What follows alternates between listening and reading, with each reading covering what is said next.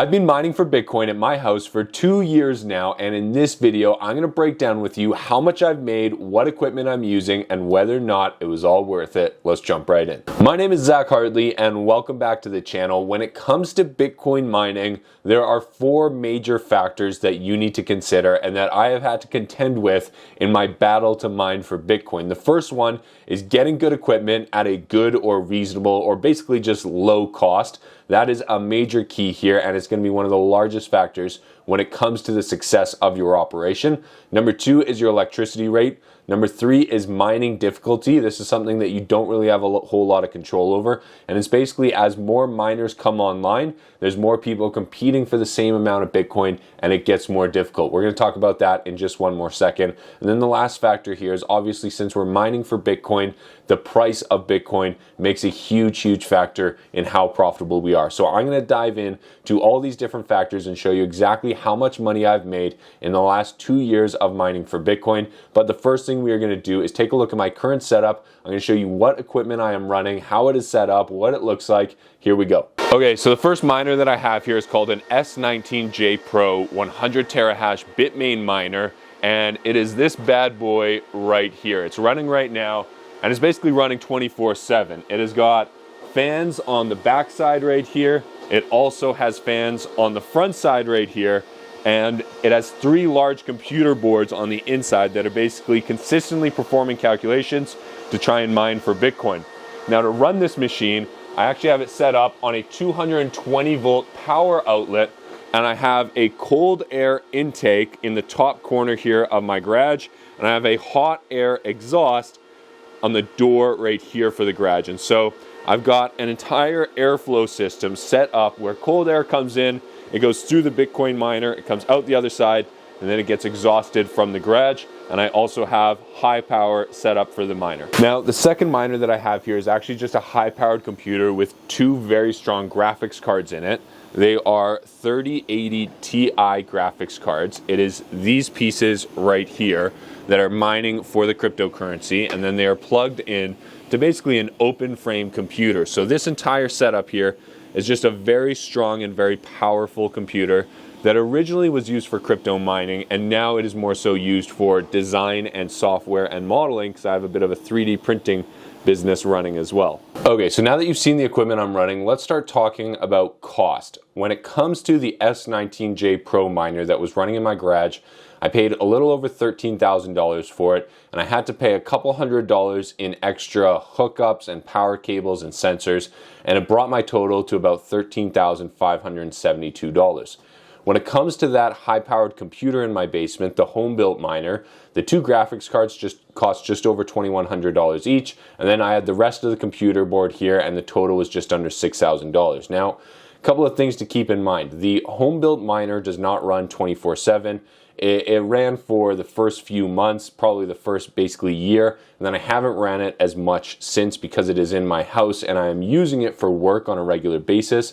It's kind of the computer that we use to run that 3D printing business. It also produces a ton of heat as well, and so ventilation became a bit of a challenge. So it has not run very much recently, but I'm going to include it in the numbers because it was the original plan. I made the investment up front, but this $6,000, I'm basically using it now as a high-powered design and business computer. And so I'm probably not getting full utilization out of it, but my total cost was just around $19,000. Now, when it comes to electricity, this one is really tough to measure, especially as time has gone on, because I don't have a meter on that outlet that the large Bitcoin miner plugs into. And like I said, the home-built miner, that high-powered computer, doesn't run all the time. So measuring electricity has been quite difficult. My electricity rate, though, is just under 7 cents per kilowatt hour, which I originally thought was absolutely amazing. And so I locked this rate in for 3 years thinking, wow, I'm going to do very well. And this was actually the number that I used for a lot of my calculations. The problem is, where I live here in Calgary, Alberta, the service fees actually cost me more than what I pay for the electricity. So every single month, pretty much, the service fees I end up paying more for than the actual electricity. And so my average rate is somewhere around 14 cents per kilowatt hour. Now, when you plug those numbers into NiceHash, which will basically calculate your electricity cost for you, it will give you a monthly fee. For me, it's $307 per month. And so that is sort of the number that I'm using and allocating to my S19j miner for these calculations. Now, obviously, there's going to be some variation in this. You can probably put a plus or minus 10% on pretty much every number I'm giving you here, but this is just going to be the rough math, and it's something that you really need to consider if you're interested in getting into mining. Make sure you completely understand what the service fees are going to cost you on top of your electricity rate. So that's basically the second big factor. First one was your equipment, second one was electricity. The third one here is your difficulty. Now, like I said, the more people that are mining for Bitcoin, the more resources are competing for the same amount of Bitcoin, the more difficult it's going to be. And that difficulty basically adjusts every 2 weeks. And as you can see here, from September of 2021 to January of 2024, it has increased dramatically. The difficulty of mining for Bitcoin has gotten harder and harder as more and more Bitcoin miners come online and as more and more Bitcoin miners start to actually mine. And so that is something that you also need to factor into your calculations, because if you say, I'm going to buy this equipment today and it's going to produce this much Bitcoin today, I can guarantee you it's not going to produce that much Bitcoin 1 year from now. So that was also a bit of a learning curve and something that I had to kind of wrap my head around when it comes to Bitcoin mining. Now, when it comes to the Bitcoin price and how much money I actually made, we're going to talk about that in just 1 second. But the Bitcoin price here is super, super important, because a year ago, Bitcoin was at 15 or 16,000 US. Now it's at 42,000. 2 years ago, it was at 68,000. And so there is some huge fluctuations here, and what really matters when you're mining is what price you are going to be selling that Bitcoin at. So for me, I'm very lucky. I can take a very, very long-term approach to this.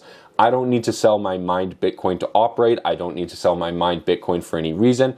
So I plan to hold on to it for 5 or 10 years. So if all of a sudden by that time, Bitcoin's at 100 or 200,000, my math completely changes with regards to whether or not it was worth it to mine. For this example, we're going to use all of today's numbers, and as of right now, Bitcoin's trading at $42,806 after the launch of those ETFs.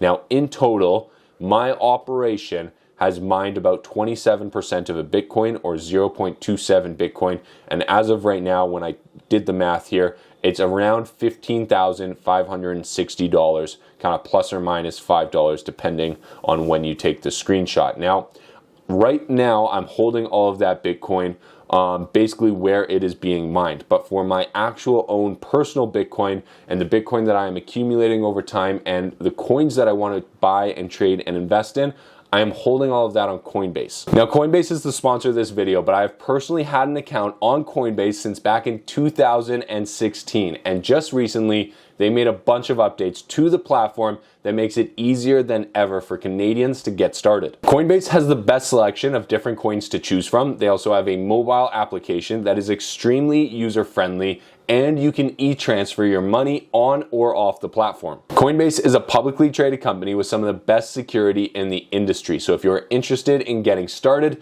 check out the link in the description to this video down below. Now, for the most important part of the video, what is my return on investment? And the truth is, it sort of depends on how you calculate it. I spent over $19,000 on the equipment, but the high-powered computer, the home-built miner, hasn't run in almost a year now, so that's something to consider.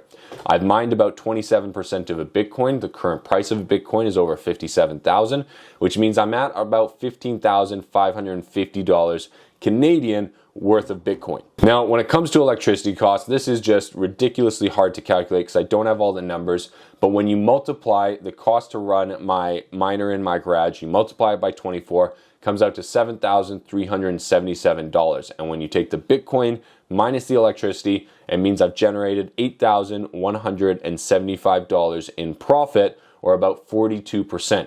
This does not factor in the electricity cost of the home-built miner, the kind of computer one, but it's really difficult to calculate that. So maybe you chop $1,000 off of that, whatever you think is appropriate. This is the rough math and the rough numbers here. Now, if we were just looking at the Bitcoin miner that is in my garage, the ASIC miner, the numbers would probably look a little bit better because the initial investment would be much lower. It'd be around $13,500. And so lots of different kind of factors to consider here. And unfortunately, I don't have super solid electrical numbers for all of the power that I have used. However, I have been able to put together kind of an idea of whether or not it was worth it. And for me, it is all going to come down to what the price of Bitcoin is going to be when I decide to sell. I think Bitcoin is going to go up over the long term, so I don't plan to do anything with the Bitcoin that I have mined. And therefore, I think it's going to be extremely profitable. I think it's going to do extremely well, and I plan to hold on to it long term. And if Bitcoin hits $100,000 or $200,000 at any point in the future, it will be a fantastic investment that will more than pay for itself. And it's going to continue to run for the next, hopefully, year or two and produce more Bitcoin. Obviously not at the same rate because the difficulty is going up, and we also have the halving coming in the next few months, so that's also something to consider.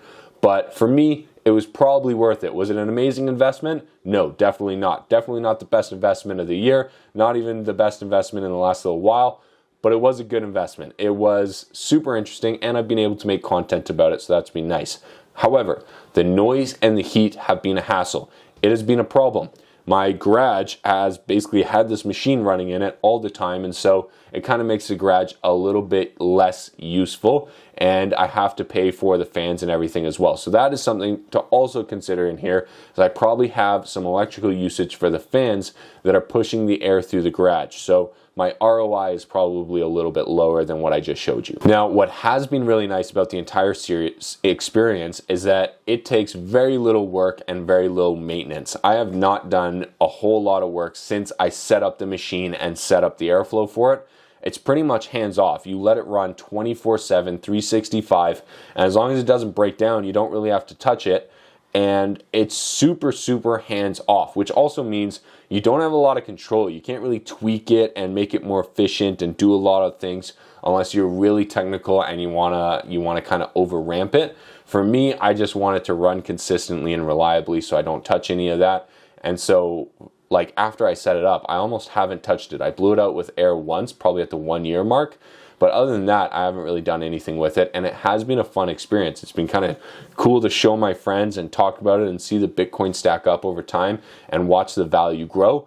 So that has been fun. It has been cool. Was it a great investment? No. Was it a decent investment? I think it'll turn out to be a better investment as time goes on. Now, would I recommend this for other people? No, I definitely would not recommend it for other people. I was able to lock in what I thought was a reasonable electricity rate for 3 years. I have the room to do it. I have the space. I have a YouTube channel where I can also make some money on it through that way. And I have a good setup for running one single Bitcoin miner.